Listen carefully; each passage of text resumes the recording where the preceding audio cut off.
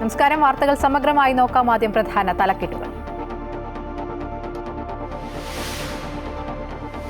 108 ambulance പദ്ധതിയിൽ ഒന്നാം പിണറായി സർക്കാരിനെതിരെ അഴിമതി ആരോപണവുമായി പ്രതിപക്ഷം.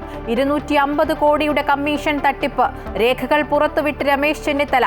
മുഖ്യമന്ത്രിക്കും അന്നത്തെ ആരോഗ്യമന്ത്രിക്കും പങ്കെന്നും ചെന്നിത്തല.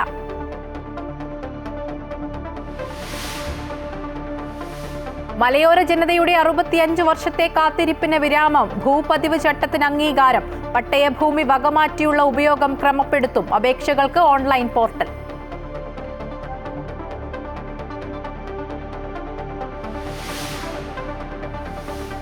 ജമ്മുകശ്മീരിൽ പ്രളയത്തിൽ മരിച്ചവരുടെ എണ്ണം 35ആയി. നദികൾ കരകവിയുന്നു. പാകിസ്ഥാന് വീണ്ടും വെള്ളപ്പൊക്ക മുന്നറിയിപ്പ് നൽകി ഇന്ത്യ. സംസ്ഥാനത്ത് മഴ മുന്നറിയിപ്പ്. കോഴിക്കോട്, വയനാട്, കണ്ണൂർ, കാസർഗോഡ് ജില്ലകളിൽ ഓറഞ്ച് അലർട്ട്. താമരശ്ശേരി ചുരം ഗതാഗത യോഗ്യമാക്കുന്നത് വൈകും.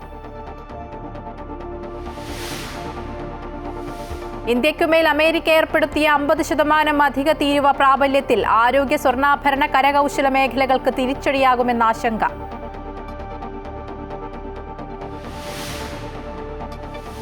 ഉദയകുമാർ ഉരുട്ടിക്കൊലക്കേസിൽ മുഴുവൻ പ്രതികളെയും വെറുതെ വിട്ട് ഹൈക്കോടതി. ബലാത്സംഗ കേസിൽ റാപ്പർ വേടൻ ഉപാധികളോടെ മുൻകൂർ ജാമ്യം. MR അജിത് കുമാറിനും ആശ്വാസം. അനധികൃത സ്വത്ത് സമ്പാദന കേസിൽ വിജിലൻസ് കോടതി ഉത്തരവ് സ്റ്റേ ചെയ്തു.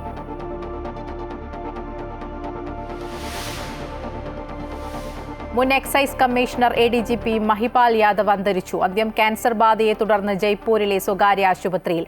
30-ന് വിരമിക്കുന്ന മഹിപാലിന് ഔദ്യോഗിക യാത്രയയപ്പ് നൽകാനിരുന്നത് ഇന്ന്.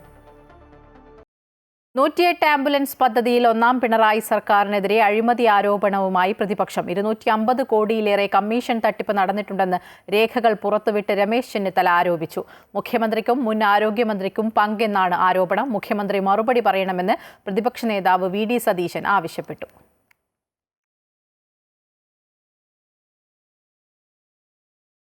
ഭൂപതിവ് നിയമ ഭേദഗതി ചട്ടങ്ങൾക്ക് മന്ത്രിസഭയുടെ അംഗീകാരം. ഭൂമിയുടെ വകമാറ്റിയുള്ള വിനിയോഗം ക്രമീകരിച്ചു.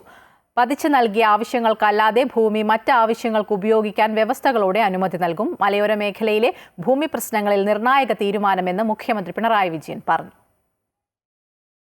2021 LDF പ്രകടന പത്രികയിലെ പ്രധാന വാഗ്ദാനം പാലിച്ചുവെന്നാണ് ഭൂപതിവ് നിയമ ഭേദഗതി ചട്ടത്തിന് അംഗീകാരം നൽകിക്കൊണ്ട് മുഖ്യമന്ത്രി പറഞ്ഞത്. 6.5 പതിറ്റാണ്ടായുള്ള മലയോര ജനതയുടെ കാത്തിരിപ്പിന് വിരാമം വിട്ടുകൊണ്ട് 2023 സെപ്റ്റംബർ 14-ന് ഭൂപതിവ് നിയമ ഭേദഗതി നിയമസഭ പാസാക്കി. 2024 ഏപ്രിൽ 27-ന് ഗവർണർ ബിൽ അംഗീകരിച്ചു. ജൂൺ 9-ന് സർക്കാർ ഭൂപതിവ് നിയമം വിജ്ഞാപനം ചെയ്തു. 2024 ജൂൺ 7 വരെ ഇത്തരം ഭൂമിയിലെ വകമാറ്റിയുള്ള വിനിയോഗങ്ങൾ ക്രമീകരിക്കുന്നതിനും പതിച്ചു നൽകിയ ആവശ്യങ്ങൾക്കല്ലാതെ ഭൂമി മറ്റാവശ്യങ്ങൾക്ക് ഉപയോഗിക്കാൻ വ്യവസ്ഥകളോടെ അനുമതി നൽകുന്നതിനും ഈ ഭേദഗതി സഹായിക്കും. മലയോര മേഖലയിലെ ഭൂമി പ്രശ്നങ്ങളിൽ നിർണായകമായ തീരുമാനമാണിതെന്ന് മുഖ്യമന്ത്രി പറഞ്ഞു.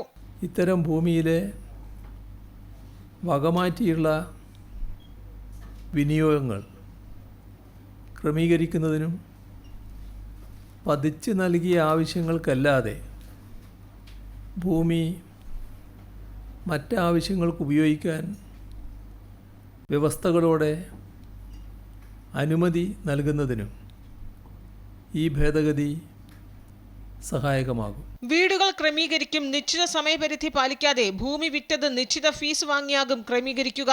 നിയമവിരുദ്ധ പ്രവർത്തനങ്ങൾ ക്രമീകരണത്തിന് ശേഷം അനുവദിക്കില്ല. പട്ടയഭൂമിയിൽ പ്രവർത്തിക്കുന്ന പൊതു, സർക്കാർ, വാണിജ്യ കെട്ടിടങ്ങൾക്ക് കോമ്പൗണ്ടിംഗ് ഫീസ് ഉണ്ടാകില്ല. വാണിജ്യ ആവശ്യങ്ങൾക്കുള്ളതാണെങ്കിൽ കെട്ടിടങ്ങളുടെ വലിപ്പം കൂടി കണക്കാക്കിയാകും ഫീസ് ഈടാക്കുക. പട്ടയഭൂമിയിലെ കാർഷിക ആവശ്യങ്ങൾക്കുള്ള കെട്ടിടം, അൺഎയ്ഡഡ് സ്കൂളുകൾ, അംഗീകൃത രാഷ്ട്രീയ പാർട്ടികളുടെ കെട്ടിടം എന്നിവയ്ക്ക് ന്യായവിലയുടെ 1% ഫീസ് ഈടാക്കും. 3000 മുതൽ 5000 വരെ ചതുരശ്ര അടിയുള്ള വാണിജ്യ വ്യാവസായിക കെട്ടിടങ്ങൾക്ക് ന്യായവിലയുടെ 5%, പെർമിറ്റും ലൈസൻസുമുള്ള കോറികൾക്കും പ്രവർത്തനാനുമതി കിട്ടിയ കോറികൾക്കും ന്യായവിലയുടെ 50% ഈടാക്കി ക്രമീകരിക്കും. 10000 മുതൽ 25000 ചതുരശ്ര അടിയുള്ള കെട്ടിടങ്ങൾ 20% ഫീസ്, 25000 മുതൽ 50000 ചതുരശ്ര അടി ന്യായവിലയുടെ 40% ഫീസായും ഈടാക്കുമെന്ന് മുഖ്യമന്ത്രി വിശദീകരിച്ചു. അമൃത ന്യൂസ്, തിരുവനന്തപുരം. ഭൂപതിവ് നിയമത്തിലെ ചട്ടഭേദഗതി ഇടുക്കിയിലെ ഉൾപ്പെടെ മലയോര ജനതയ്ക്കുള്ള സംസ്ഥാന സർക്കാരിന്റെ ഓണസമ്മാനമെന്ന് മന്ത്രി റോഷി അഗസ്റ്റിൻ. വർഷങ്ങളായി ഇതുമായി ബന്ധപ്പെട്ട് ജനങ്ങൾക്കുണ്ടായിരുന്ന എല്ലാവിധത്തിലുള്ള ആശങ്കകൾക്കും ചട്ടങ്ങൾ പ്രാബല്യത്തിൽ വരുന്നതോടെ അറുതിയാകുമെന്നും മന്ത്രി പറഞ്ഞു. ഭൂപതിവ് നിയമത്തിലെ ചട്ടങ്ങൾ ഇടുക്കിയിലെ ജനങ്ങളെ സംബന്ധിച്ചിടത്തോളം മലയോര മേഖലയ്ക്ക് സംസ്ഥാന സർക്കാരിൻ്റെ ഓണസമ്മാനമായി കരുതാവുന്നതാണ്. എനിക്ക് വളരെയേറെ ചാരിതാർത്ഥ്യമുണ്ട്. തീർച്ചയായിട്ടും മലയോര മേഖല ഇതിനോടകം തന്നെ വലിയ ദുഃഖത്തിലും വിഷമത്തിലുമായിരുന്നു. നീണ്ട 6 പതിറ്റാണ്ട് കാലത്തിലേറെയായി ജനങ്ങൾ അനുഭവിച്ചു വന്നൊരു വിഷയം പരിഹരിക്കലിനുള്ള ഏറ്റവും പ്രധാനപ്പെട്ട മാർഗം സ്വീകരിക്കുകയായിരുന്നു ഈ ഗവൺമെൻറ് ചെയ്തത്.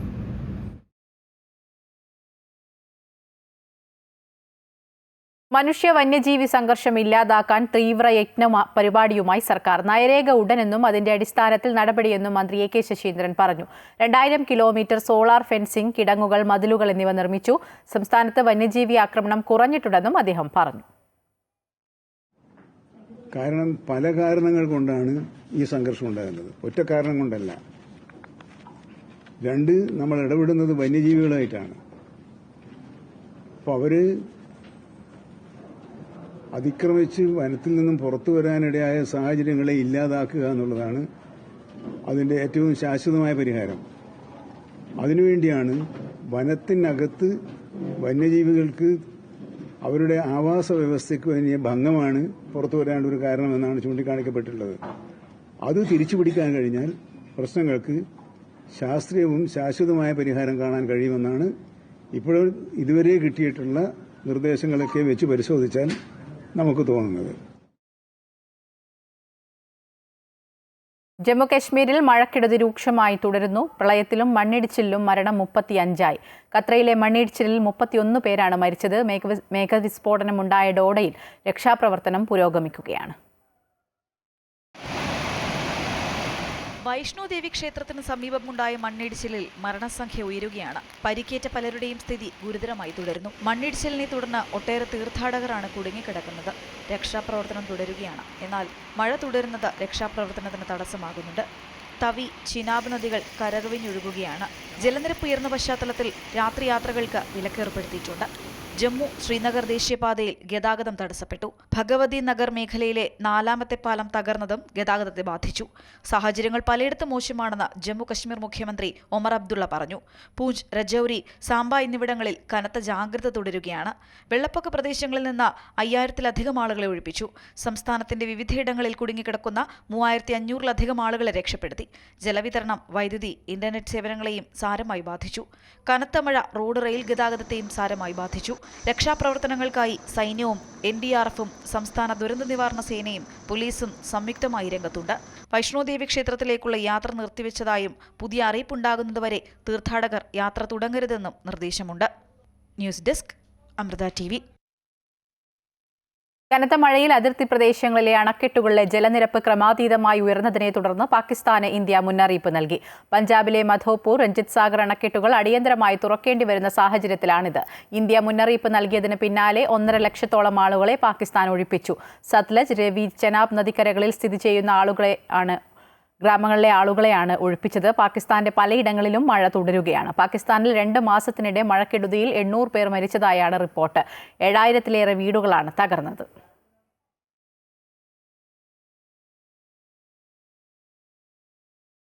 സംസ്ഥാനത്ത് ഇന്നു മുതൽ മഴ കനക്കുമെന്ന് കേന്ദ്ര കാലാവസ്ഥാ വകുപ്പ്. മഴ മുന്നറിയിപ്പുകളുടെ ഭാഗമായി വടക്കൻ ജില്ലകളിൽ ഇന്ന് ഓറഞ്ച് അലർട്ട് പ്രഖ്യാപിച്ചിട്ടുണ്ട്. കോഴിക്കോട്, വയനാട്, കണ്ണൂർ, കാസർഗോഡ് ജില്ലകളിലാണ് ഓറഞ്ച് അലർട്ട്. വടക്കൻ കേരളത്തിൽ ഒറ്റപ്പെട്ട ഇടങ്ങളിൽ അതിശക്തമായ മഴയ്ക്കുള്ള സാധ്യതയാണ് പ്രവചിച്ചിരിക്കുന്നത്. കോഴിക്കോട്, വയനാട്, കണ്ണൂർ, കാസർഗോഡ് ജില്ലകളിൽ ഓറഞ്ച് അലർട്ട് പ്രഖ്യാപിച്ചതിനാൽ 24 മണിക്കൂറും പ്രവർത്തിക്കുന്ന കൺട്രോൾ റൂമുകൾ ജില്ലാ കേന്ദ്രങ്ങളിലും താലൂക്ക് കേന്ദ്രങ്ങളിലും ഒരുക്കിയിട്ടുണ്ട്. മലയോര മേഖലകളിൽ ശക്തമായ മഴ തുടരുകയാണ്. വിവിധ ജില്ലകളിൽ ഇന്നു മുതൽ മഞ്ഞ അലർട്ടും പ്രഖ്യാപിച്ചിട്ടുണ്ട്. പത്തനംതിട്ട, കോട്ടയം, ഇടുക്കി, എറണാകുളം, തൃശൂർ, പാലക്കാട്, മലപ്പുറം ജില്ലകളിൽ ഇന്നും, തൃശൂർ, മലപ്പുറം, കോഴിക്കോട്, വയനാട്, കണ്ണൂർ, കാസർഗോഡ് ജില്ലകളിൽ 28-നും, തൃശൂർ, മലപ്പുറം, കോഴിക്കോട്, വയനാട്, കണ്ണൂർ, കാസർഗോഡ് ജില്ലകളിൽ 29-നും മഞ്ഞ അലർട്ടാണ്. കേരളത്തിൽ ഒറ്റപ്പെട്ട ഇടങ്ങളിൽ ഇന്നു മുതൽ ഓഗസ്റ്റ് 28 വരെ മണിക്കൂറിൽ 40 മുതൽ 50 കിലോമീറ്റർ വരെ വേഗതയിൽ ശക്തമായ കാറ്റിന് സാധ്യതയുണ്ടെന്ന് കേന്ദ്ര കാലാവസ്ഥാ വകുപ്പ് അറിയിച്ചു. അതേസമയം വടക്ക് പടിഞ്ഞാറൻ ബംഗാൾ ഉൾക്കടലിന് മുകളിൽ ഒഡീഷ തീരത്തിന് സമീപം രൂപപ്പെട്ട ന്യൂനമർദ്ദം ശക്തി കൂടിയ ന്യൂനമർദ്ദമായി മാറിയതായി കാലാവസ്ഥാ വകുപ്പ് അറിയിച്ചു. ഉരുൾപൊട്ടൽ, മണ്ണിടിച്ചിൽ, മലവെള്ളപ്പാച്ചിൽ സാധ്യതയുള്ള പ്രദേശങ്ങളിൽ താമസിക്കുന്നവർ നിർദ്ദേശാനുസരണം സുരക്ഷിതമായ സ്ഥലങ്ങളിലേക്ക് മാറി താമസിക്കണം. ദുരന്ത സാധ്യതാ പ്രദേശങ്ങളിൽ പ്രദേശങ്ങളിൽ താമസിക്കുന്നവർ നിർബന്ധമായും തങ്ങളുടെ പ്രദേശത്ത് ക്യാമ്പുകൾ തുറന്നു എന്ന് ഉറപ്പാക്കേണ്ടതും പകൽ സമയത്ത് തന്നെ അങ്ങോട്ട് മാറണമെന്നുമാണ് നിർദ്ദേശം. ഇതിനായി തദ്ദേശ സ്ഥാപന റവന്യൂ അധികാരികളുമായി ബന്ധപ്പെടാവുന്നതാണ്. അപകടാവസ്ഥയുണ്ടെങ്കിൽ എത്രയും പെട്ടെന്ന് അധികൃതരുമായി ബന്ധപ്പെട്ട് സുരക്ഷിതമായ സ്ഥലങ്ങളിലേക്ക് മുൻകരുതലിന്റെ ഭാഗമായി മാറണമെന്നും ജില്ലാ ഭരണകൂടങ്ങൾ നിർദ്ദേശം നൽകിയിട്ടുണ്ട്. അമൃത ന്യൂസ്, കോഴിക്കോട്. താമരശ്ശേരി ചുരത്തിൽ മണ്ണിടിച്ചിലിനെ തുടർന്ന് റോഡിലേക്ക് അടർന്നു വീണ പാറക്കഷ്ണങ്ങൾ നീക്കം ചെയ്യുന്ന പ്രവൃത്തി തുടരുകയാണ്. ഗതാഗതം പൂർണ്ണമായും നിയന്ത്രിച്ചാണ് പ്രവൃത്തി. 8 മണിക്കൂർ കഴിഞ്ഞിട്ടും ഗതാഗതം പുനഃസ്ഥാപിക്കാൻ കഴിഞ്ഞിട്ടില്ല. ഉച്ചയോടെ തടസ്സം നീക്കി ഗതാഗതം അനുവദിക്കുമെന്നായിരുന്നു വയനാട് കലക്ടർ അറിയിച്ചിരുന്നതെങ്കിലും പ്രതികൂല കാലാവസ്ഥയും കൂറ്റൻ പാറക്കഷ്ണങ്ങൾ നീക്കം ചെയ്യുന്നതിലും കാലതാമസം നേരിടുന്നുണ്ട്. അതേസമയം അപകടം നടന്ന മേഖലയിൽ വിദഗ്ധ സംഘവും പരിശോധന നടത്തി. കഴിഞ്ഞ ദിവസം രാത്രിയാണ് 9 വളവ് ചുരം വ്യൂ പോയിന്റിന് സമീപം മണ്ണിടിച്ചിലുണ്ടായത്. റോഡിലേക്ക് വീണ മണ്ണും മരവും ഭാഗികമായി രാത്രി JCB ഉപയോഗിച്ച് നീക്കം ചെയ്ത് കുടുങ്ങിയ വാഹനങ്ങൾ കടത്തിവിട്ടിരുന്നു. ഇതിനുശേഷമാണ് വാഹന ഗതാഗതം നിരോധിച്ച് മണ്ണും കല്ലും നീക്കം ചെയ്യാനുള്ള പ്രവൃത്തി ആരംഭിച്ചത്. ഇന്ത്യയ്ക്കുമേൽ അമേരിക്ക ചുമത്തിയ 50% താരിഫ് പ്രാബല്യത്തിൽ. അമേരിക്കൻ ഹോംലാൻഡ് സെക്യൂരിറ്റി വകുപ്പ് ഇത് സംബന്ധിച്ച വിജ്ഞാപനം പുറത്തിറക്കി. റഷ്യയിൽ നിന്ന് ക്രൂഡ് ഓയിൽ വാങ്ങുന്നതിന്റെ പേരിലാണ് ട്രംപ് ഇന്ത്യയ്ക്കുമേൽ 25% അധിക തീരുവ കൂടി പ്രഖ്യാപിച്ചത്. താരിഫിനെ നേരിടാൻ ആഭ്യന്തര വിപണി ശക്തിപ്പെടുത്താനാണ് ഇന്ത്യയുടെ നീക്കം. US-ൽ ഉപഭോഗത്തിനായി ഇറക്കുമതി ചെയ്യുന്നതോ വെയർഹൌസിൽ നിന്ന് നീക്കം ചെയ്യുന്നതോ ആയ എല്ലാ ഇന്ത്യൻ ഉൽപ്പന്നങ്ങൾക്കും താരിഫ് ബാധകമാണ്. ഈ മാസം ആദ്യം ഒപ്പുവെച്ച ട്രംപിന്റെ എക്സിക്യൂട്ടീവ് ഉത്തരവ് പ്രകാരമാണ് അധിക തീരുവ പ്രാബല്യത്തിൽ വന്നത്. ഇന്ത്യയുടെ US-ലേക്കുള്ള $48 ബില്യൺ ഡോളറിലധികം മൂല്യമുള്ള കയറ്റുമതിയെ ഇത് ബാധിക്കും. താരിഫുകൾ പ്രാബല്യത്തിൽ വന്നതോടെ 2025-26 ഇന്ത്യയുടെ US-ലേക്കുള്ള ചരക്ക് കയറ്റുമതിയുടെ മൂല്യം മുൻവർഷത്തെ അപേക്ഷിച്ച് 40 മുതൽ 45% വരെ കുറയുമെന്ന് സാമ്പത്തിക വിദഗ്ധർ കണക്കാക്കുന്നു. 2024-25 ഏകദേശം $87 ബില്യൺ നിന്ന് ഈ വർഷം US-ലേക്കുള്ള ഉൽപ്പന്ന കയറ്റുമതി $49.6 ബില്യൺ കുറയുമെന്നും കണക്കുകൾ വ്യക്തമാക്കുന്നു. എന്നാൽ ഈ അധിക തീരുവ ഇന്ത്യയെ പ്രതികൂലമായി ബാധിക്കില്ലെന്നാണ് വിലയിരുത്തൽ. അമേരിക്ക ഏർപ്പെടുത്തിയ അധിക തീരുവ തുണിത്തരങ്ങൾ, രത്നങ്ങൾ, ആഭരണങ്ങൾ എന്നിവയ്ക്ക് ചെറിയ തോതിലുള്ള ആഘാതമുണ്ടാക്കാൻ സാധ്യതയുണ്ട്. എന്നാൽ മരുന്ന്, സ്മാർട്ട് ഫോൺ, സ്റ്റീൽ എന്നിവയെ ഇപ്പോഴത്തെ നികുതി ഇളവുകളും ശക്തമായ ആഭ്യന്തര ആവശ്യവും പ്രതിരോധിക്കുമെന്നാണ് വിദഗ്ധർ പറയുന്നത്. ഇന്ത്യയുടെ വലിയ ആഭ്യന്തര വിപണി താരിഫ് വർധനവിന്റെ സാമ്പത്തിക ആഘാതം കുറയ്ക്കുമെന്നും വിദഗ്ധർ വിലയിരുത്തുന്നു. തുണിത്തരങ്ങളുടെ കയറ്റുമതി വർദ്ധിപ്പിക്കുന്നതിനായി UK, ജപ്പാൻ, ദക്ഷിണ കൊറിയ എന്നിവയുൾപ്പെടെ 40 രാജ്യങ്ങളുമായി പ്രത്യേക സഹകരണത്തിനുള്ള പദ്ധതികൾ ഇന്ത്യ ആസൂത്രണം ചെയ്യുന്നുണ്ടെന്ന് റിപ്പോർട്ടുണ്ട്. ഇന്ത്യ ഇതിനോടകം 220-ലധികം രാജ്യങ്ങളിലേക്ക് കയറ്റുമതി ചെയ്യുന്നുണ്ട്. അതേസമയം തീരുവ ഭീഷണികൾക്കിടയിൽ അമേരിക്കയ്ക്കെതിരെ മറ്റൊരു ശാക്തിക ചേരി രൂപപ്പെടാനുള്ള സാധ്യത കൂടി ലോകം ചർച്ച ചെയ്യുന്നുണ്ട്. ട്രംപിനെ നേരിടാൻ റഷ്യ, ഇന്ത്യ, ചൈന അതായത് റിക് കൂട്ടായ്മ ഉണ്ടാകാനുള്ള സാധ്യതയാണ് അത്. റഷ്യൻ പ്രസിഡന്റ് വ്ളാഡിമിർ പുടിൻ ഈ വർഷം അവസാനം ഇന്ത്യ സന്ദർശിക്കാനിരിക്കുന്നതും പ്രധാനമന്ത്രി നരേന്ദ്രമോദി ഈ മാസം അവസാനം ഷാങ്ഹായ് ഉച്ചകോടിയിൽ പങ്കെടുക്കാനിരിക്കുന്നതുമെല്ലാം കൂട്ടിച്ചേർത്താണ് ഇങ്ങനെയൊരു ചർച്ച. ഇന്ത്യക്കുമേൽ അധിക നികുതി പ്രാബല്യത്തിലായതോടെ അമേരിക്കയുടെ വ്യാപാര പങ്കാളികളായ Vietnam, Bangladesh, Sri Lanka, Cambodia, Indonesia, Pakistan തുടങ്ങിയ രാജ്യങ്ങൾക്ക് നേട്ടമുണ്ടാക്കാൻ സാധിക്കുമെന്നും സാമ്പത്തിക വിദഗ്ധർ വിലയിരുത്തുന്നു. News desk, Amrita TV. Rahul മാങ്കൂട്ടത്തിനെതിരെ സ്വമേധയാ കേസെടുത്ത് ക്രൈംബ്രാഞ്ച്.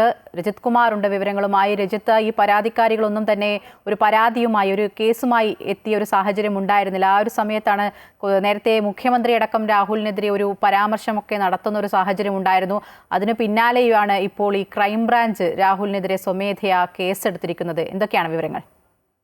തീർച്ചയായും രാഹുലിനെതിരെ പരാതികൾ ഉയർന്നു വരാത്ത സാഹചര്യത്തിലാണ് അല്പം മുമ്പ് മുഖ്യമന്ത്രി ഇക്കാര്യത്തിൽ ഒരു തുടർ നടപടികൾ ഉണ്ടാകുമെന്ന കാര്യം പറഞ്ഞത്. അതേ തുടർന്നാണ് ഇപ്പോൾ രാഹുലിനെതിരെ ക്രൈംബ്രാഞ്ച് സ്വമേധയാ കേസെടുത്തിരിക്കുന്നത്. സ്ത്രീകളെ പിന്തുടർന്ന് ശല്യം ചെയ്തു എന്നതാണ് രാഹുലിനെതിരെ എടുത്തിരിക്കുന്ന കേസ്. നിലവിൽ രാഹുലിനെ അടക്കം വിളിച്ചു വരുത്തി ചോദ്യം ചെയ്യുന്നതിന് ക്രൈംബ്രാഞ്ചിന് കഴിയും എന്നതാണ് ഇതിനകത്തൊരു കാര്യം. ഒപ്പം തന്നെ മറ്റ് കാര്യങ്ങളുമായി ബന്ധപ്പെട്ടുകൊണ്ട് ഈ യുവതിയെ അതായത് ഈ ശബ്ദരേഖകൾ വന്നിട്ടുള്ള യുവതിയെ നേരിട്ട് വിളിച്ചു വരുത്തി മൊഴിയെടുക്കുന്നതിനും പോലീസിന് കഴിയും.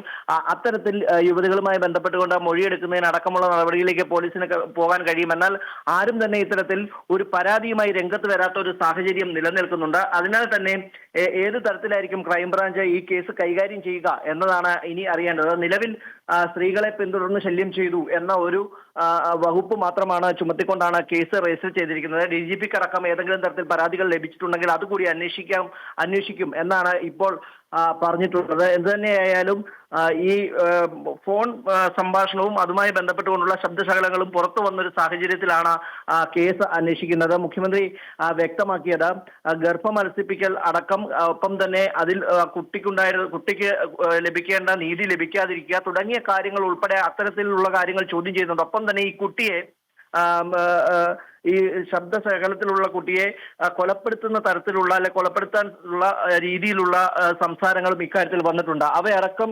ചുമത്തിക്കൊണ്ടുള്ള ഒരു അന്വേഷണമായിരിക്കും ഉണ്ടാവുക എന്ന കാര്യവും മുഖ്യമന്ത്രി അക്കാര്യത്തിൽ വ്യക്തമാക്കിയിട്ടുണ്ട്. ഇക്കാര്യത്തിൽ ഒരു തുടർ നടപടി ഉണ്ടാകുമെന്ന് മുഖ്യമന്ത്രി പറഞ്ഞതിന് മണിക്കൂറുകൾക്ക് ശേഷമാണ് ഇപ്പോൾ ഇത്തരത്തിൽ ക്രൈംബ്രാഞ്ച് സ്വമേധയാ തന്നെ കേസ് രജിസ്റ്റർ ചെയ്തുകൊണ്ട് രാഹുൽ മാങ്കൂട്ടത്തിനെതിരെ അന്വേഷണം ആരംഭിച്ചിരിക്കുന്നത്. എന്ത് തന്നെയായാലും ഇക്കാര്യത്തിൽ എത്രത്തോളം ക്രൈംബ്രാഞ്ചിന് മുന്നോട്ട് പോകാൻ കഴിയും എന്ന കാര്യത്തിൽ സംശയമുണ്ട്. നേരത്തെ സൂചിപ്പിച്ചതുപോലെ മൊഴി രേഖപ്പെടുത്തുക എന്നത് മാത്രമായിരിക്കും. മൊഴി രേഖപ്പെടുത്തുകയും ഒപ്പം തന്നെ ആരെങ്കിലും പരാതിയുമായി മുന്നോട്ട് വരുന്ന സമയത്ത് കൂടുതൽ അന്വേഷണവുമായി മുന്നോട്ട് പോവുക എന്നതായിരിക്കും പോലീസിന്റെ ഭാഗത്തു നിന്നും ക്രൈംബ്രാഞ്ചിന്റെ ഭാഗത്തു നിന്നും ഉണ്ടാവുക എന്നാണ് നമുക്ക് മനസ്സിലാകുന്നത്. എന്തുതന്നെയായാലും രാഹുലിനെതിരെ കൂടുതൽ കേസുകൾ ഉയർന്നു വരുന്നുണ്ട് എന്നതാണ്.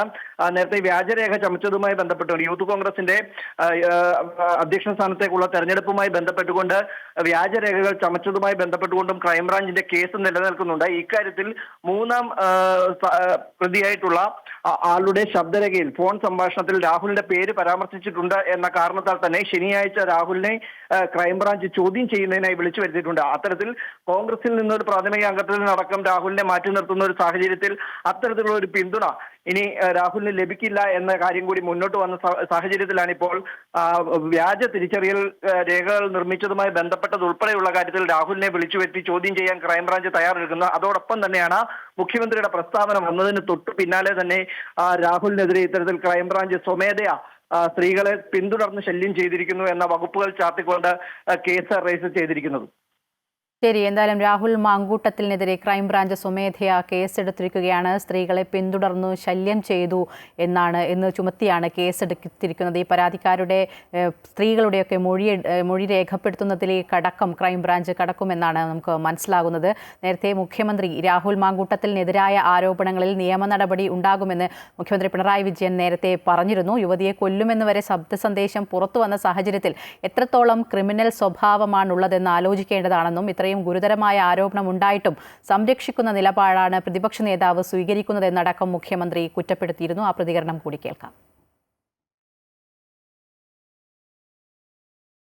സംഭാഷണത്തിൻ്റെ ഭാഗത്ത് ഗർഭസ്ഥ ശിശുവിനെ ആ ഗർഭം അലസിപ്പിക്കുക എന്നുള്ളത് മാത്രമല്ല, അങ്ങനെ അലസിയില്ലെങ്കിൽ ആ ഗർഭം ധരിച്ച യുവതിയെ കൊല്ലാൻ വലിയ സമയം വേണ്ട എന്ന് വരെ പറയുന്നിടത്തേക്ക് എത്തുന്ന അവസ്ഥ, അതൊക്കെ നിങ്ങൾ പുറത്തു കൊണ്ടുവന്ന കാര്യങ്ങളാണ്. അപ്പോൾ എത്രമാത്രം ക്രിമിനൽ രീതിയാണ് വരുന്നത് എന്നുള്ളതാണ് ഇതിൻ്റെ ഭാഗമായിട്ട് കാണേണ്ട ഒരു കാര്യം. ഇത്രയെല്ലാം കാര്യങ്ങൾ വന്നിട്ട് അതിനെല്ലാം നേതൃത്വം കൊടുത്ത ഒരാളെ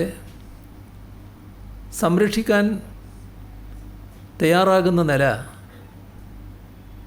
അത് പ്രതിപക്ഷ നേതാവിനെ പോലെ ഒരാളുടെ ഭാഗത്ത് നിന്ന് ഉണ്ടായിക്കൂടാത്തതാണ്. മാത്രമല്ല, അദ്ദേഹം അങ്ങ് പ്രകോപിതനാകുകയാണ്. പ്രകോപിതനായിട്ട് പിന്നെ എന്തെല്ലോ വിളിച്ചു പറയുന്ന അവസ്ഥ സ്വീകരിക്കുകയാണ്. അങ്ങനെയൊരു നിലയിലേക്ക് അദ്ദേഹത്തെ പോലൊരാൾ പോകാൻ പാടുണ്ടോ? രാഹുൽ മാങ്കൂട്ടത്തിൽ വിഷയത്തിൽ വിമർശനം ഉന്നയിച്ച മുഖ്യമന്ത്രിക്ക് മറുപടിയുമായി പ്രതിപക്ഷ നേതാവ് വി.ഡി. സതീശൻ. മുഖ്യമന്ത്രിയുടെ ഉപദേശത്തിന് നന്ദിയുണ്ടെന്ന് വി.ഡി. സതീശൻ പറഞ്ഞു. രാഹുലിനെതിരെ പരാതിയില്ല, FIR ഇല്ല. എന്നിട്ടും ധാർമ്മികതയുടെ പേരിൽ ഞങ്ങൾ രാഹുലിനെതിരെ നടപടിയെടുത്തു. തന്റെ നേരെ ചൂണ്ടിയ മുഖ്യമന്ത്രിയുടെ 4 വിരലുകളും അദ്ദേഹത്തിന്റെ നേരെയാണ് ചൂണ്ടിയിരിക്കുന്നത്. മുഖ്യമന്ത്രിക്ക് കൈപൊക്കുന്ന MLA റേപ്പ് കേസിൽ പ്രതിയാണ്. എത്ര CPM നേതാക്കൾക്കെതിരെ ആരോപണം ഉയർത്തിയിരുന്നു. സീനിയർ MLAയുടെ വാട്സാപ്പ് സന്ദേശം 2-2.5 കൊല്ലമായി കറങ്ങുന്നു. എന്തെങ്കിലും നടപടിയെടുത്തോ എന്നും വി.ഡി. സതീശൻ ചോദിച്ചു. പക്ഷെ ധാർമ്മികതയുടെ പേരിൽ, സ്ത്രീത്വത്തോടുള്ള ബഹുമാനത്തിൻ്റെ പേരിൽ ഞങ്ങൾ നടപടിയെടുത്തു. ഒരു പാർട്ടിക്ക് എടുക്കാൻ പറ്റാവുന്ന ഏറ്റവും വലിയ നടപടിയെടുത്ത് ഞങ്ങൾ മാറ്റി നിർത്തി. എൻ്റെ നേരെ വിരൽ ചൂണ്ടിയ മുഖ്യമന്ത്രിയോട് എനിക്ക് പറയാനുള്ളത്, അദ്ദേഹത്തിൻ്റെ ബാക്കി 4 വിരലും അദ്ദേഹത്തിൻ്റെ നെഞ്ചിലേക്കാണ് ചൂണ്ടിയിരിക്കുന്നത്. ആരാണ് ഈ മുഖ്യമന്ത്രി ആരെയൊക്കെയാണ് സംരക്ഷിച്ചിരിക്കുന്നത്? ലൈംഗിക അപവാദ കേസിൽപ്പെട്ട 2 പേർ മന്ത്രിമാരായി ഈ മന്ത്രിസഭയിലുണ്ട്. രാഹുൽ മാങ്കൂട്ടത്തിന് വീണ്ടും കുരുക്ക്. യൂത്ത് കോൺഗ്രസ് തെരഞ്ഞെടുപ്പിൽ വ്യാജ തിരിച്ചറിയൽ കാർഡ് നിർമ്മിച്ചെന്ന കേസിൽ രാഹുൽ മാങ്കൂട്ടത്തിൽ MLA ചോദ്യം ചെയ്യും. ശനിയാഴ്ച ചോദ്യം ചെയ്യലിന് ഹാജരാകാൻ ക്രൈംബ്രാഞ്ച് നോട്ടീസ് നൽകി. ആരോപണ പരമ്പരകളിൽപ്പെട്ട് പദവിയും പാർട്ടിയും നഷ്ടമായിരിക്കുമ്പോഴാണ് രാഹുൽ മാങ്കൂട്ടത്തിനെതിരെ അടുത്ത കുരുക്കുമുറുകുന്നത്. വ്യാജ തിരിച്ചറിയൽ കാർഡ് നിർമ്മിച്ചെന്ന കേസിലെ 3ാം പ്രതിയായ അഭിനന്ദ് വിക്രമിന്റെ ശബ്ദരേഖയിൽ രാഹുലിന്റെ പേര് വന്ന പശ്ചാത്തലത്തിലാണ് വീണ്ടും ചോദ്യം ചെയ്യാനുള്ള ക്രൈംബ്രാഞ്ചിന്റെ നീക്കം.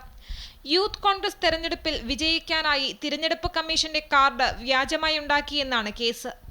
ശനിയാഴ്ച തിരുവനന്തപുരത്തെ ഓഫീസിലെത്താനാണ് രാഹുലിനോട് ആവശ്യപ്പെട്ടിരിക്കുന്നത്.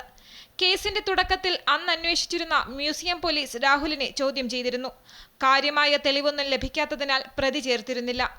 വ്യാജ തിരിച്ചറിയൽ കാർഡ് നിർമ്മിച്ചെന്ന കേസിൽ ഫെനി നൈനാൻ, ബിനിൽ ബിനു, അഭിനന്ദ് വിക്രം, വികാസ് കൃഷ്ണ എന്നിവരെ അറസ്റ്റ് ചെയ്തിരുന്നു. പ്രതികൾക്ക് പിന്നീട് കോടതി ജാമ്യം അനുവദിച്ചു. വ്യാജ തിരിച്ചറിയൽ കാർഡ് നിർമ്മിച്ച കമ്പ്യൂട്ടർ സെന്ററിലെ ജീവനക്കാരനായ കാസർഗോഡ് കാഞ്ഞങ്ങാട് സ്വദേശി രാകേഷ് അരവിന്ദിനെയും അറസ്റ്റ് ചെയ്തിരുന്നു. CR കാർഡ് എന്ന ആപ്പ് വഴിയാണ് വ്യാജ തിരിച്ചറിയൽ കാർഡ് നിർമ്മിച്ചതെന്നാണ് പോലീസ് വ്യക്തമാക്കിയത്. വിവിധ ജില്ലകളിൽ അന്വേഷിക്കേണ്ട കേസായതിനാൽ അന്വേഷണം പിന്നീട് ക്രൈംബ്രാഞ്ചിന് കൈമാറിയിരുന്നു. കേസ് ഏറ്റെടുത്ത ക്രൈംബ്രാഞ്ചിന്റെ അന്വേഷണമാണ് വീണ്ടും രാഹുലിലേക്ക് നീങ്ങുന്നത്. കേസിൽ രാഹുലിന്റെ ഐഫോൺ പരിശോധിക്കാൻ പോലീസിന് കഴിഞ്ഞിട്ടില്ല. പലതവണ ആവശ്യപ്പെട്ടിട്ടും പാസ്വേഡ് നൽകിയില്ലെന്ന് ക്രൈംബ്രാഞ്ച് പറയുന്നു. അമൃത ന്യൂസ്, തിരുവനന്തപുരം. BJPയിലും പീഡന പരാതി. സംസ്ഥാന വൈസ് പ്രസിഡന്റ് C. കൃഷ്ണകുമാറിനെതിരെയാണ് പരാതി. കൃഷ്ണകുമാർ ലൈംഗികമായി പീഡിപ്പിച്ചെന്നാണ് പാലക്കാട് സ്വദേശിനിയുടെ പരാതി. അതേസമയം സ്വത്ത് തർക്കവും കുടുംബ പ്രശ്നവുമാണ് പരാതിക്ക് പിന്നിലെന്ന് കൃഷ്ണകുമാർ പറയുന്നു. പിന്നിൽ സന്ദീപ് വാര്യരാണെന്നും കൃഷ്ണകുമാർ ആരോപിക്കുന്നുണ്ട്. BJP സംസ്ഥാന അധ്യക്ഷൻ രാജീവ് ചന്ദ്രശേഖരനാണ് പാലക്കാട് സ്വദേശി പരാതി നൽകിയത്. C. കൃഷ്ണകുമാറിനെതിരെ പരാതി ലഭിച്ച വിവരം രാജീവ് ചന്ദ്രശേഖരന്റെ ഓഫീസ് സ്ഥിരീകരിച്ചു. പരിശോധിക്കാമെന്നായിരുന്നു രാജീവ് ചന്ദ്രശേഖർ പരാതിക്കാരിക്ക് നൽകിയ മറുപടി. BJP ഭാരവാഹിത്വത്തിൽ തുടരാൻ കൃഷ്ണകുമാറിന് യാതൊരു അർഹതയുമില്ലെന്ന് പരാതിയിൽ പറയുന്നു. ഏറെ നാളായി മനസ്സിൽ പേർന്ന ദുഃഖം താങ്കളുടെ ശ്രദ്ധയിൽപ്പെടുത്താനാണ് കത്ത് എഴുതുന്നതെന്നും കൃഷ്ണകുമാറിനെതിരെ നടപടി സ്വീകരിക്കണമെന്നും യുവതി ചൂണ്ടിക്കാട്ടുന്നു. പിതാവിന്റെ ചികിത്സാർത്ഥം രാജീവ് ചന്ദ്രശേഖർ ബാംഗ്ലൂരിലാണെന്നും തിരിച്ചെത്തിക്കഴിഞ്ഞ് തുടർ നടപടി സ്വീകരിക്കും എന്നുമാണ് ഓഫീസ് അന്ന് മറുപടി നൽകിയിരുന്നത്. BJPയിലെ മുതിർന്ന നേതാക്കളോട് പരാതിപ്പെട്ടുവെന്നും പരാതിക്കാരി പറയുന്നു. എളമക്കരയിൽ RSS കാര്യാലയത്തിൽ പോയി ഗോപാലൻകുട്ടി മാസ്റ്ററെ നേരിട്ട് കണ്ട് പരാതി അറിയിച്ചു. B. മുരളീധരൻ, MD രമേശ്, അന്നത്തെ സംഘടനാ ചുമതലയുള്ള ദേശീയ ജനറൽ സെക്രട്ടറി സുഭാഷ് എന്നിവരെയും കണ്ടിരുന്നു. കൃഷ്ണകുമാറിനെതിരെ കടുത്ത നടപടി ഉണ്ടാകുമെന്നും നീതി ലഭിക്കുമെന്നും അവർ ഉറപ്പു നൽകി. എന്നാൽ തന്റെ പരാതി അവഗണിച്ച് ഒറ്റപ്പെടുത്തുന്ന ദൗർഭാഗ്യകരമായ നടപടിയാണ് ഉണ്ടായതെന്നും പരാതിക്കാരി വിശദീകരിക്കുന്നു. അതേസമയം തനിക്കെതിരായ ലൈംഗിക അതിക്രമ പരാതി വ്യാജമാണെന്നും മാനനഷ്ട കേസ് കൊടുക്കുമെന്നും C. കൃഷ്ണകുമാർ പ്രതികരിച്ചു. 2014 ആദ്യം പരാതി ഉയർന്നത്. അന്ന് കോടതി തള്ളിയ ആരോപണമായിരുന്നു. ഭാര്യ വീട്ടിലെ സ്വത്ത് തർക്കവുമായി ബന്ധപ്പെട്ടതാണ് ഉന്നയിക്കപ്പെട്ടിരിക്കുന്ന പരാതിയെന്നും കൃഷ്ണകുമാർ വിശദീകരിച്ചു. ഈ കേസിൽ ബലം കിട്ടാനായിട്ട് കൃഷ്ണകുമാറിനെ കൂടി ചേർത്തി ഞാൻ പീഡിപ്പിക്കാൻ ശ്രമിച്ചു പറഞ്ഞുള്ള കള്ളപ്പരാതി കൂടി അതിനോട് കൊടുക്കുന്നു. ഇതൊക്കെ പോലീസ് കൃത്യമായിട്ട് അന്വേഷിച്ചു. അച്ഛൻ ജഡ്ജിന്റെ മുൻപിലാണ് സ്റ്റേറ്റ്മെന്റ് കൊടുത്തത്. ജഡ്ജിന്റെ ചേംബറിൽ പോയിട്ട് ആ സ്റ്റേറ്റ്മെന്റ് കൊടുത്തത്. News desk, Amrita news. ഉരുട്ടിക്കൊല കേസിൽ എല്ലാ പ്രതികളെയും ഹൈക്കോടതി വെറുതെ വിട്ടു. തിരുവനന്തപുരം ഫോർട്ട് സ്റ്റേഷനിൽ ഉദയകുമാറിനെ പോലീസുകാർ ഉരുട്ടിക്കൊലപ്പെടുത്തിയ കേസ് അന്വേഷണത്തിൽ CBI ഗുരുതര വീഴ്ച വരുത്തിയെന്ന് കണ്ടെത്തിയാണ് കോടതി വിധി. ഏറെ കോളിളക്കം സൃഷ്ടിച്ച കേസിൽ CBI പ്രത്യേക കോടതി വിധിച്ച വധശിക്ഷ ഉൾപ്പെടെയാണ് ഹൈക്കോടതി റദ്ദാക്കിയത്. 1-ാം പ്രതി ജിതകുമാറിന്റെ വധശിക്ഷ റദ്ദാക്കി. 2-ാം പ്രതി SV ശ്രീകുമാറിനും 2018 വധശിക്ഷ വിധിച്ചെങ്കിലും അർബുദബാധയെ തുടർന്ന് 2020 മരിച്ചു. കൊലക്കുറ്റം, ക്രൂരമർദ്ദനം, ഗൂഢാലോചന തുടങ്ങിയ കുറ്റങ്ങൾ തെളിഞ്ഞതിനെ തുടർന്നായിരുന്നു വധശിക്ഷ. ഉരുട്ടിക്കൊലയ്ക്ക് ശേഷം തെളിവ് നശിപ്പിക്കുകയും വ്യാജരേഖ ചമച്ച് ഉദയകുമാറിനെതിരെ കള്ളക്കേസുണ്ടാക്കുകയും ചെയ്തതിന് CBI പ്രത്യേക കോടതി 3 വർഷം തടവും പിഴയും വിധിച്ച മുൻ SP-മാരായ EK സാബു, TK ഹരിദാസ്, അന്ന് SI ആയിരുന്ന T അജിത് കുമാർ എന്നിവരെയും ഹൈക്കോടതി വെറുതെ വിട്ടു. ഉദയകുമാർ ഉരുട്ടിക്കൊല കേസിൽ 2ാമത് അന്വേഷണം നടത്തിയത് ശരിയല്ല എന്ന് ചൂണ്ടിക്കാണിച്ചാണ് കോടതി പ്രതികളെ വെറുതെ വിട്ടതെന്ന് അഡ്വക്കേറ്റ് S. രാജീവ്. തെളിവുകളില്ലാത്തതും പ്രധാന കാരണമായെന്നും രാജീവ് ചൂണ്ടിക്കാട്ടി. അപ്പോൾ CBIയോട് പറഞ്ഞത് ഫർദർ ഇൻവെസ്റ്റിഗേഷൻ നടത്താനാണ്. അവരതിന് പകരം പുതിയൊരു ഇൻവെസ്റ്റിഗേഷൻ നടത്തി പുതിയ ചാർജ് ഷീറ്റ് പുതിയ സ്ഥലത്ത് സബ്മിറ്റ് ചെയ്തു. അപ്പോൾ അതിനെക്കുറിച്ച് അത് ശരിയാണോ എന്നുള്ള കാര്യമാണ് ഹൈക്കോടതി നോക്കിയത്. ഹൈക്കോടതിയുടെ അഭിപ്രായത്തിൽ അത് ശരിയല്ല. ബിക്കോസ് ആദ്യം നടന്ന കേസിലെ എവിഡൻസ് മുഴുവൻ വാഷ് ഔട്ട് ചെയ്തു പോയി. അതൊരിക്കലും രണ്ടാമത് കൺസിഡർ ചെയ്ത കോടതി അത് കൺസിഡർ ചെയ്തിട്ടില്ലായിരുന്നു. ശരിയായിട്ടുള്ള കുറ്റം ചെയ്ത ആളുകളെ പോലും പിടിച്ചകത്തിട്ടിട്ട് അവർക്ക് ജാമ്യം കൊടുക്കണമെങ്കിൽ അപ്രൂവർ ആവണമെന്ന് പറഞ്ഞു. അങ്ങനെ അപ്രൂവർ ആക്കിയതിന് ശേഷമുള്ള തെളിവിൻ്റെ മുകളിലാണ് ശിക്ഷിച്ചത്. ആ അപ്രൂവർ ആക്കിയത് പോലും ശരിയല്ല എന്നാണ് കോടതി കണ്ടത്. അതുകൊണ്ട് ആ തെളിവുകൾ എടുക്കാൻ പറ്റില്ല. അപ്പോൾ പിന്നെ ബാക്കി തെളിവില്ല, അതുകൊണ്ട് അക്വിറ്റ് ചെയ്തു. ഉദയകുമാർ ഉരുട്ടിക്കൊലക്കേസിൽ തനിക്ക് നീതി കിട്ടണമെന്ന് ആവർത്തിച്ച് ഉദയകുമാറിന്റെ അമ്മ പ്രഭാവതി. ആകെയുള്ള വീട് വിറ്റിട്ടാണെങ്കിലും കേസ് നടത്തുമെന്ന് പ്രഭാവതി അമ്മ അമൃത വാർത്തകളോട് പ്രതികരിച്ചു. എനിക്ക് നീതി കിട്ടിയേ പറ്റും. മുമ്പോട്ട് തന്നെ പോകുമ്പോൾ അതെന്താണെന്ന് വെച്ചാൽ കെട്ടിടം വിട്ടെങ്കിലും ഞാൻ പോകും. എന്താ ഒരു കുറ്റവും ചെയ്യാത്ത എൻ്റെ മകൻ 4020 രൂപ കയ്യിരുന്നെന്ന് പറയുന്നത് എൻ്റെ പിള്ളേർ പച്ചയ്ക്കാണ് കിട്ടുന്നത്. അതുകൊണ്ട് എനിക്ക് വേറെ ആരുമില്ല.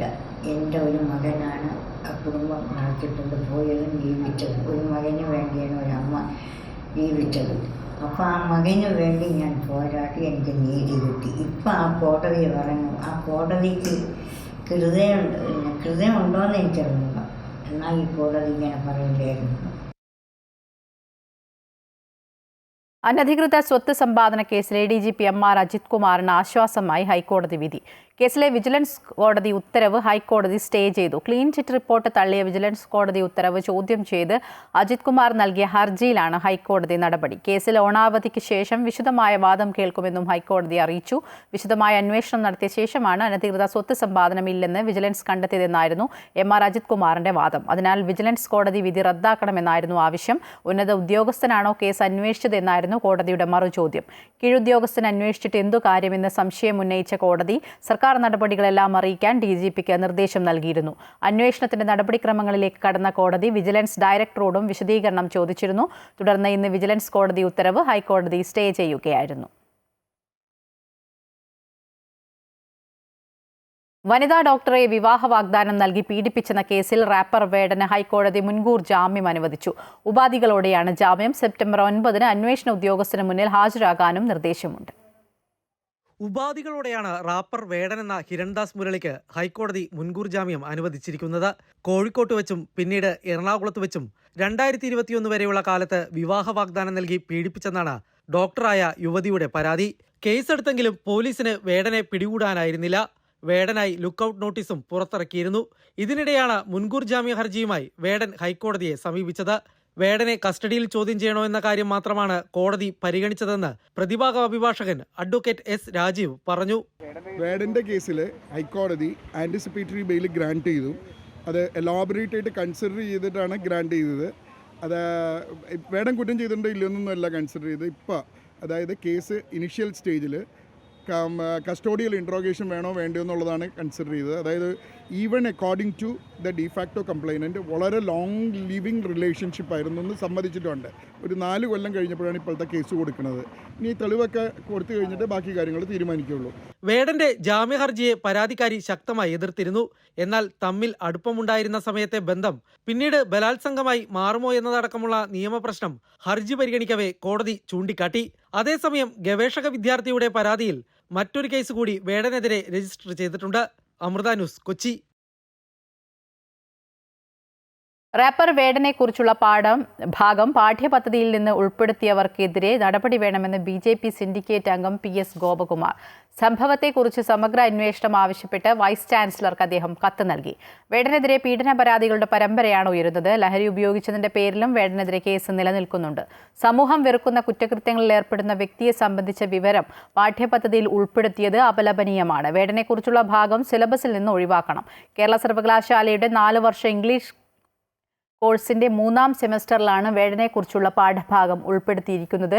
ഇത് സംബന്ധിച്ച് വൈസ് ചാൻസലർ വിശദീകരണം തേടിയ സാഹചര്യത്തിലാണ് പുതിയ പരാതി.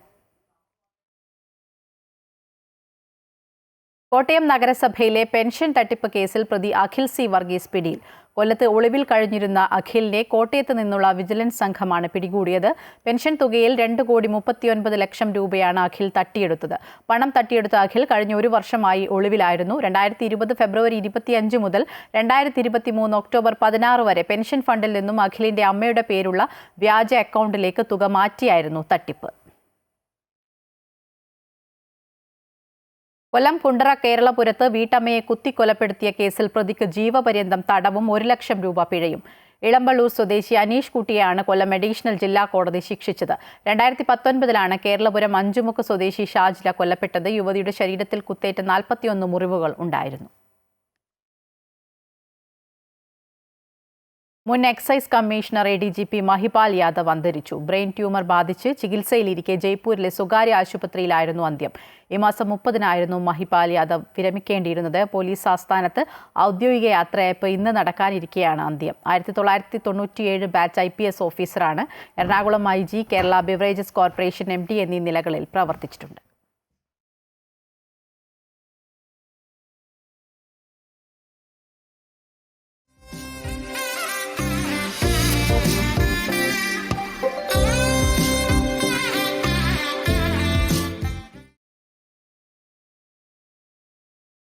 ഓണക്കാലം എത്തിയാൽ അത്തപ്പൂക്കളത്തിലെ ഒഴിച്ചുകൂടാനാകാത്ത പൂവുകളിലൊന്നാണ് ചെണ്ടുമല്ലി. വർഷങ്ങളായി ചെണ്ടുമല്ലി കൃഷിയിൽ വിജയം കൈവരിക്കുന്ന ഒരു കർഷകനുണ്ട് ആലപ്പുഴ കഞ്ഞിക്കുഴിയിൽ. VP സുനിലിന്റെ 2 ഏക്കർ പൂന്തോട്ടത്തിൽ വൈവിധ്യങ്ങളായ ചെണ്ടുമല്ലികളാണ് ഓണത്തെ വരവേൽക്കാനായി പൂത്തുലഞ്ഞ് നിൽക്കുന്നത്.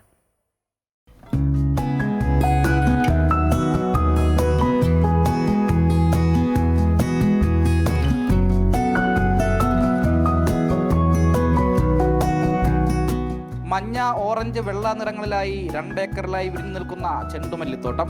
ഇടയിൽ വർണ്ണവൈവിധ്യം തീർത്ത് വാടാമുല്ലയും. കഞ്ഞിക്കുഴി സ്വദേശി VP സുനിലിന്റെ പൂന്തോട്ടത്തിൽ ഓണത്തിനെ വരവേറ്റ് പൂവിട്ട് നിൽക്കുന്നത് 22,000 ചുവട് ചെണ്ടുമല്ലി ചെടികളാണ്. വിശാലമായി പരന്നു കിടക്കുന്ന തോട്ടത്തിലെ ഈ വൈവിധ്യവർണ്ണങ്ങൾ ആരുടെയും മനം നിറയ്ക്കും. പതിവ് തെറ്റിയെത്തിയ മഴ നേരിയ ആശങ്കയുണ്ടാക്കിയെങ്കിലും സുനിലിനൊപ്പം ഭാര്യ റോഷ്നി കൂടി ചേർന്നതോടെ കൃഷി വിജയമായി. കഴിഞ്ഞ 5 വർഷമായിട്ട് നമ്മൾ പൂക്കൃഷി ചെയ്തു വരിക. കാരണം ഓണത്തിന് പ്രധാനമായിട്ടും പൂക്കൃഷിക്ക് വലിയ ശ്രദ്ധ കൊടുക്കും. അതോടൊപ്പം തന്നെ പച്ചക്കറി കൃഷിയും ചെയ്യും. നമ്മളിത് ഫാം ടൂറിസം എന്ന രീതിയിലേക്ക് രൂപാന്തരപ്പെടുത്തി കൊണ്ടുവരാൻ വേണ്ടിയിട്ടുള്ള ഒരു പരിശ്രമമാണ് നമ്മൾ നടത്തുന്നത്. ഇത്തവണ 2.5 ഏക്കർ വരുന്ന സ്ഥലത്ത് നമ്മൾ 30,000-ഓളം വരുന്ന ചെണ്ടുമല്ലിയും വാടാമല്ലിയാണ് നട്ടിട്ടുള്ളത്. അത് വിവിധ കളറുണ്ട്. മഞ്ഞയുണ്ട്, ഓറഞ്ചുണ്ട്, വെള്ളയുണ്ട്, പിന്നെ പോലെ വാടാമല്ലിയുണ്ട്. ഇത്തവണ നമ്മളൊരു മനസ്സിൽ ഒരു ആഗ്രഹം എന്ന് പറയുന്നത് അത്തം തൊട്ട് 10 ദിവസം നീണ്ടു നിൽക്കുന്ന പ്രദർശനം നമ്മൾ പ്ലാൻ ചെയ്തിട്ടുണ്ട്. അത് രാവിലെ 9 മണി തൊട്ട് രാത്രി 10 മണി വരെയാണ്. സുനിലിന്റെ പൂന്തോട്ടം കഞ്ഞിക്കുഴിക്കാർക്കൊരു പുതിയ കാഴ്ചയല്ലെങ്കിലും ഇത്തവണത്തെ കൃഷിക്ക് മാറ്റേറും. ഫാം ടൂറിസം ലക്ഷ്യമിടുന്ന സുനിലും കുടുംബവും അത്തം മുതൽ 10 ദിവസം നീണ്ടു നിൽക്കുന്ന പ്രദർശനത്തിനുമാണ് തുടക്കം കുറിച്ചിരിക്കുന്നത്. പൂന്തോട്ടത്തിലെത്തുന്നവർക്ക് പൂന്തോട്ടം കാണുവാനും ചിത്രങ്ങൾ പകർത്താനുമുള്ള സൗകര്യം ഒരുക്കിയിട്ടുണ്ട്. ലഘുഭക്ഷണം വേണ്ടവർക്ക് അതിനുള്ള സൗകര്യവും ഫാമിലുണ്ട്. നവമാധ്യമത്തിൽ ഫാർമർ സുനിൽ എന്ന പേജിലൂടെയും സുനിൽ തന്റെ കൃഷിവിശേഷങ്ങൾ പങ്കുവെക്കാറുണ്ട്. ഈ ഓണക്കാലത്തെയും കൂടുതൽ വർണ്ണാഭമാക്കുകയാണ് ആലപ്പുഴ കഞ്ഞിക്കുഴി സ്വദേശി സുനിലിയേട്ടൻ്റെ ഈ പൂന്തോട്ടം. ആലപ്പുഴയിൽ നിന്നും ക്യാമറമാൻ ആദർശിനൊപ്പം അജയ്നാഥ്, അമൃത ന്യൂസ്. വിനായക ചതുർത്ഥി ദിനമായ ഇന്ന് ക്ഷേത്രങ്ങളിൽ പ്രത്യേക പൂജകൾ നടന്നു. തലസ്ഥാനത്തെ പ്രധാന ഗണപതി ക്ഷേത്രമായ പഴവങ്ങാടി ക്ഷേത്രത്തിൽ രാവിലെ മുതൽ വലിയ ഭക്തജന തിരക്കാണ് അനുഭവപ്പെട്ടത്. ഗണപതി ഭഗവാനേ, ഗണപതി ഭഗവാന്റെ പുനർജന്മത്തിന്റെ വിശ്വാസത്തിലാണ് വിനായക ചതുർത്ഥി ആഘോഷിക്കുന്നത്. പുത്രവിയോഗത്തിൽ അതീവ ദുഃഖിതയായിരുന്ന പാർവതീദേവിയെ സമാധാനപ്പെടുത്തി പരമശിവൻ ആനയുടെ തല മാറ്റിവെച്ച് ഗണപതിക്ക് പുനർജീവൻ നൽകി എന്നതാണ് ഐതിഹ്യം. നേരത്തെ ഉത്തരേന്ത്യയിൽ വിപുലമായി ആഘോഷിച്ചിരുന്ന വിനായക ചതുർത്ഥി ഇക്കഴിഞ്ഞ വർഷങ്ങളിലാണ് കേരളത്തിലേക്കും എത്തിയത്. എല്ലാ ഗണപതി ക്ഷേത്രങ്ങളിലും വിശേഷാൽ പൂജകൾ തുടരുകയാണ്. വിനായക ചതുർത്ഥി ദിവസം ക്ഷേത്ര ദർശനം നടത്തുകയും വഴിപാടുകൾ നടത്തുകയും ചെയ്യുന്നത് ഉത്തമമാണെന്നാണ് വിശ്വാസം. കരസേനാ വിഭാഗത്തിലെ മദ്രാസ് റെജിമെന്റിന് നടത്തിപ്പ് ചുമതലയുള്ള പഴവങ്ങാടി ഗണപതി ക്ഷേത്രത്തിലും വലിയ തിരക്കാണ് അനുഭവപ്പെടുന്നത്. സൈനികരുടെയും പോലീസിന്റെയും കനത്ത സുരക്ഷ ക്ഷേത്രത്തിൽ ഒരുക്കിയിട്ടുണ്ട്. സവിശേഷമായ വിനായക പ്രതിഷ്ഠയാണ് ഇവിടെയുള്ളത്. വലതുകാൽ മടക്കി വലത്തോട്ട് തുമ്പിക്കൈ നീട്ടി പീഠത്തിലിരിക്കുന്ന രൂപത്തിലാണ് ഇവിടുത്തെ ഗണപതിയുള്ളത്. പുറകിലെ വലതുകൈയിൽ മഴുവും പുറകിലെ ഇടതുകൈയിൽ കയറും മുന്നിലെ ഇടതുകൈയിൽ മോദകവും കാണാം. മുന്നിലെ വലതുകൈ അഭയമുദ്രാങ്കിതമാണ്. 6 ദിവസം നീണ്ടു നിൽക്കുന്ന ഗണേശ ചതുർത്ഥി ആഘോഷങ്ങൾക്ക് ഇന്ന് തുടക്കമാകും. ഗണപതി ഭഗവാന്റെ വിഗ്രഹങ്ങൾ പൂജിച്ച് സെപ്റ്റംബർ 1 നിമജ്ജനം ചെയ്യും.